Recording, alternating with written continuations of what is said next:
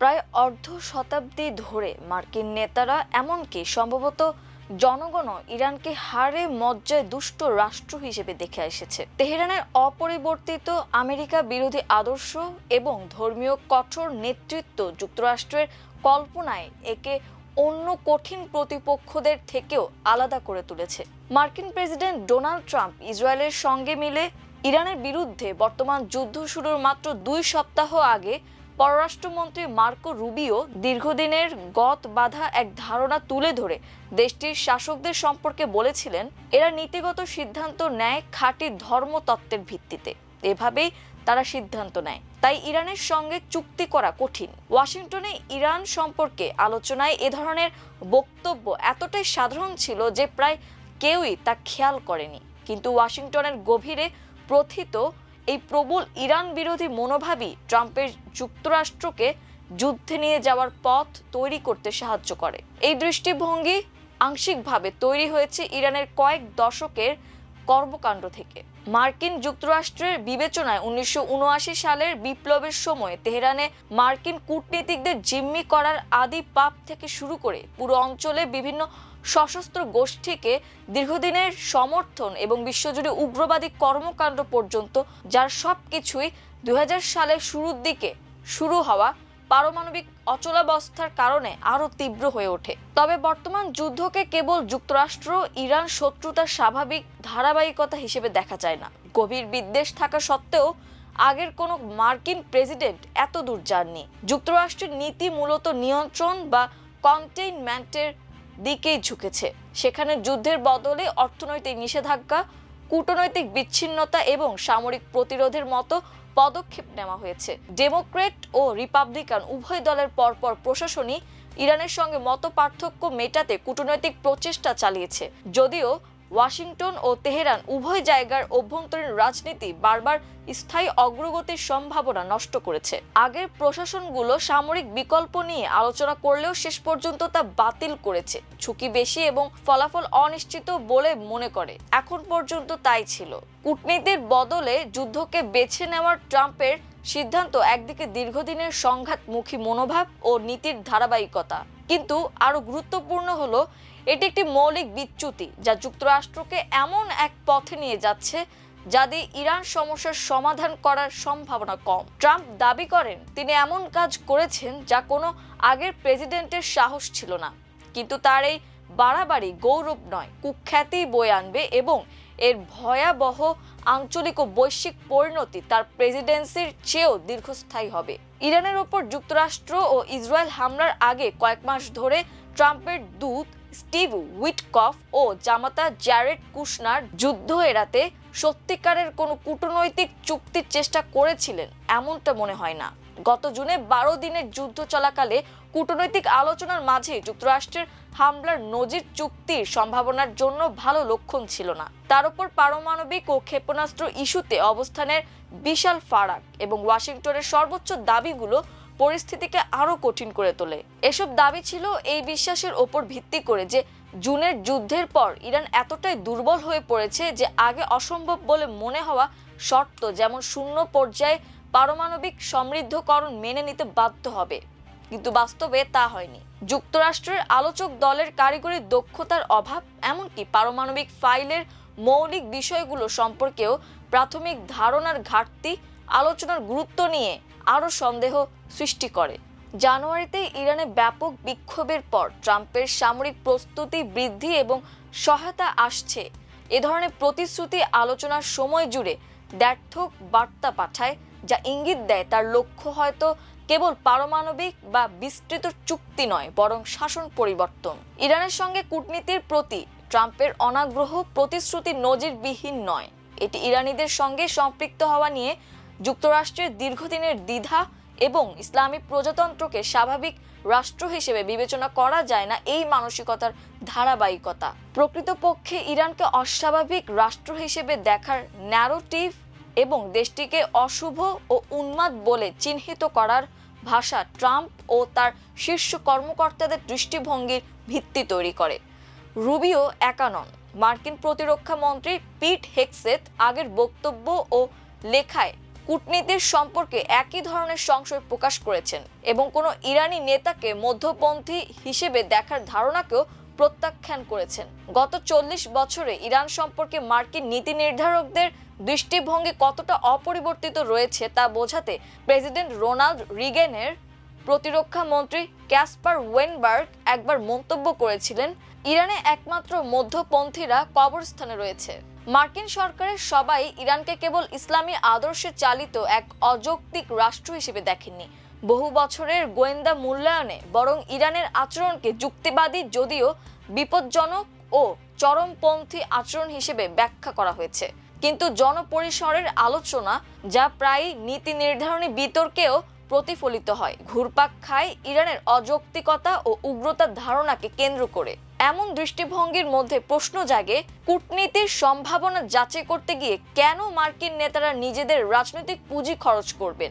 Iran সম্পর্কে এই বিস্তৃত ধারণাই ব্যাখ্যা করে কেন জানুয়ারি ও ফেব্রুয়ারি জুড়ে ট্রাম্প খুব সামান্য অভ্যন্তরীণ বিতর্ক বা উল্লেখযোগ্য প্রতিবাদ ছাড়াই যুক্তরাষ্ট্রকে যুদ্ধের দিকে ঠেলে দিতে পেরেছিলেন। এমনকি ডেমোক্রেটিক পার্টির নেতাদের কাছ থেকেও তেমন প্রতিরোধ আসেনি। দুর্ভাগ্যজনকভাবে ঠিক এই রাজনৈতিক পরিবেশই ব্যাখ্যা করে কেন কূটনীতি বারবার ব্যর্থ হয়েছে।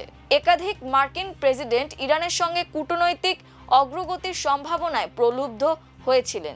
জেনো নিক্সন চীনে যাচ্ছেন এই ধরনের এক ঐতিহাসিক মুহূর্ত, কিন্তু সেই মুহূর্ত আর আসেনি।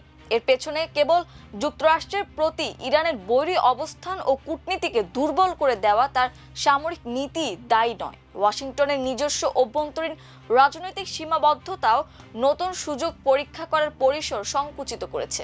ইরানকে ঘিরে অভ্যন্তরীণ রাজনৈতিক বিষবাষ্প শুরু হয়েছিল জিম্মি সংকট ও কার্টার প্রশাসনের ব্যর্থ উদ্ধার অভিযানের সময় থেকে, আর রিগেনের দ্বিতীয় মেয়াদে ইরান কন্ট্রা কেলেঙ্কারি ফাঁস হওয়ার পর তা আরও গভীর হয়।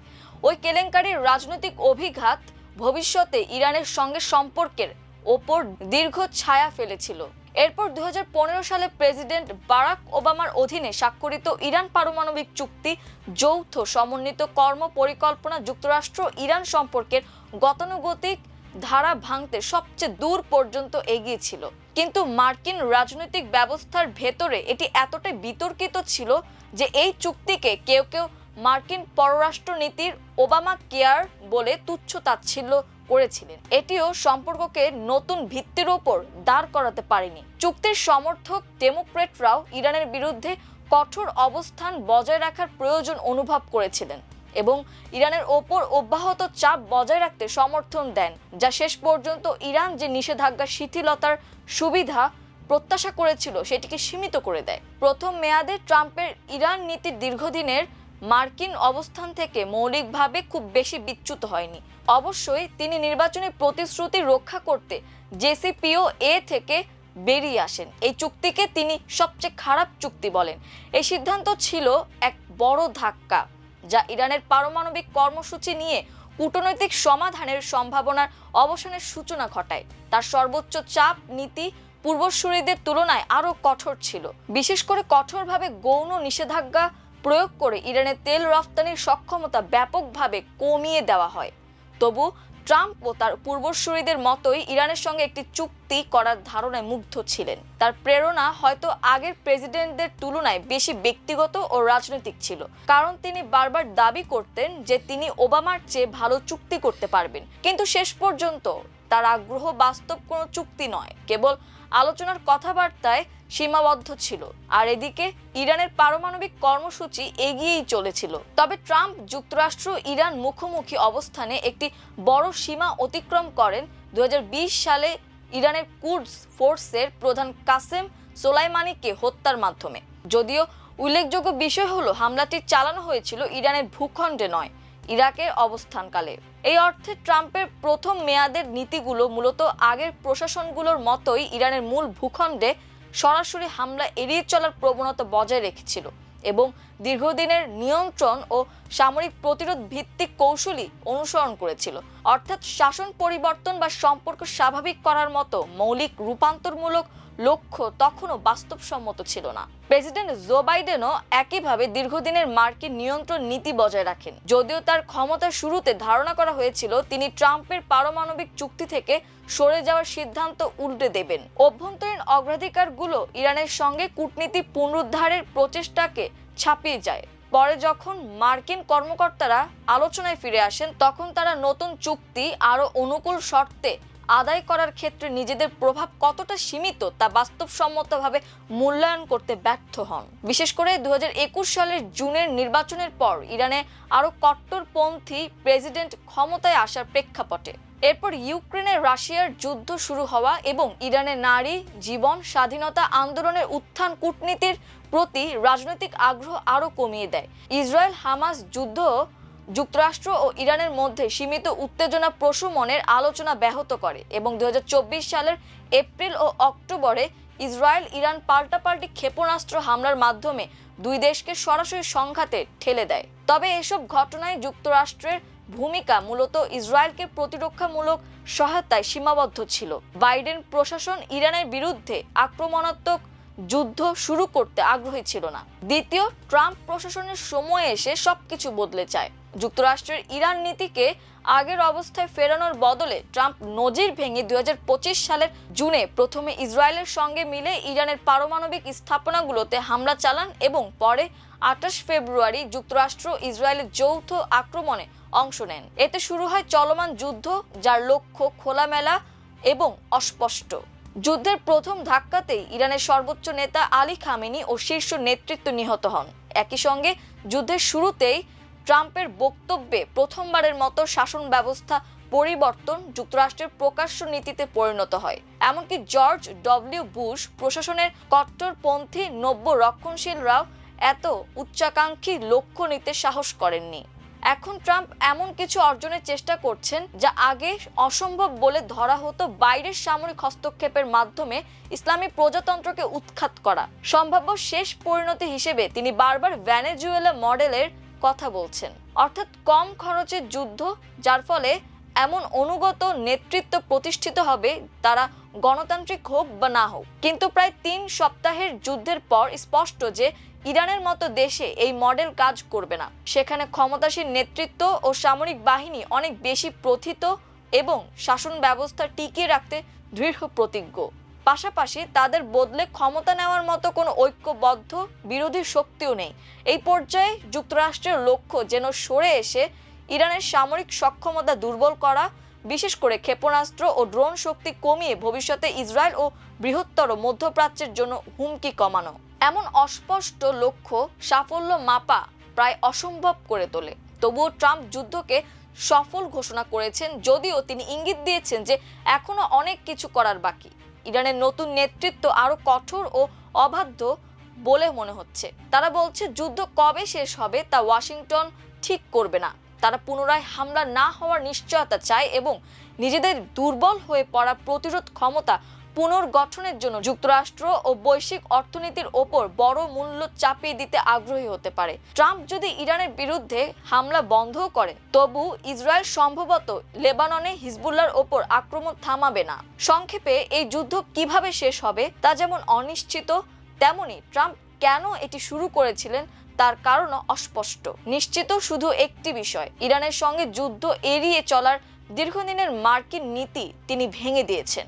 চার্চিলের তেলের লোভ, খোমেনির দর্শন মধ্যপ্রাচ্যে অস্থিরতার আদিপাপ। প্রতিটি মার্কিন প্রেসিডেন্টই ইসলামী প্রজাতন্ত্রের পতন দেখতে চাইতেন, কিন্তু কেন আগের কেউ ইরানের বিরুদ্ধে যুদ্ধ অনুমোদন দেননি তার কারণ আছে। বিশেষ করে এমন যুদ্ধ যা তেহরানের কাছে শাসন ব্যবস্থা উৎখাতের প্রচেষ্টা হিসেবে বিবেচিত হবে। যদি ইরানের জনগণ নিজেরাই সরকারকে উৎখাত করত সেটি ভিন্ন বিষয় হতো, কিন্তু যুক্তরাষ্ট্রের সাবেক কর্মকর্তাদের মধ্যে এবং বিশেষজ্ঞ মহলে ব্যাপক ঐক্যমত রয়েছে যে বাইরের সামরিক শক্তি দিয়ে কোনো শাসন ব্যবস্থা উৎখাত করা, বিশেষ করে কেবল আকাশ শক্তি ব্যবহার করে, সাধারণত কার্যকর হয় না এবং বিপজ্জনক পরিণতি ডেকে আনতে পারে। ইরান যুদ্ধে যুক্তরাষ্ট্র ও ইসরায়েলের লক্ষ্য আলাদা। এই ঝুঁকিগুলো বহুদিন ধরেই জানা ছিল এবং দশকের পর দশক ধরে তা নিয়ে লেখা ও আলোচনা হয়েছে।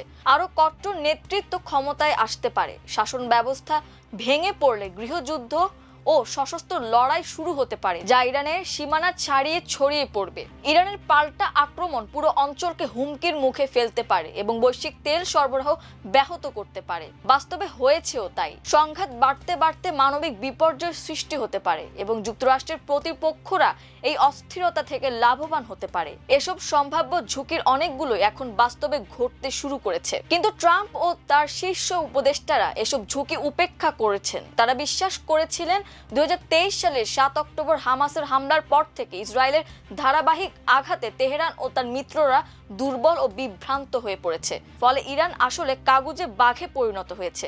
শাসন ব্যবস্থা পতনের দাবিতে ইরানের নজিরবিহীন গণবিক্ষোভ এবং বিক্ষোভকারীদের ওপর নির্মম দমন পীড়নকেও তারা এমন প্রমাণ হিসেবে দেখেছিলেন যে সরকার টালমাটাল অবস্থায় আছে এবং বাইরে থেকে সামান্য চাপ দিলেই চূড়ান্ত ধাক্কায় পড়ে যাবে। এই যুদ্ধের উচ্চ ব্যয়, যা যুক্তরাষ্ট্রের জনগণের কাছে অজনপ্রিয় এবং পুরো অঞ্চল বিশ্বজুড়ে ক্ষোভ সৃষ্টি করেছে, বিপজ্জনক মাত্রার অতিরিক্ত প্রসারতার ইঙ্গিত দেয়। যদি যুক্তরাষ্ট্র কোনোভাবে এই যুদ্ধ থেকে বেরিয়ে আসতে পারে, তবে ট্রাম্প সম্ভবত আগের প্রেসিডেন্টদের মতোই এক বাস্তবতায় ফিরে যাবেন।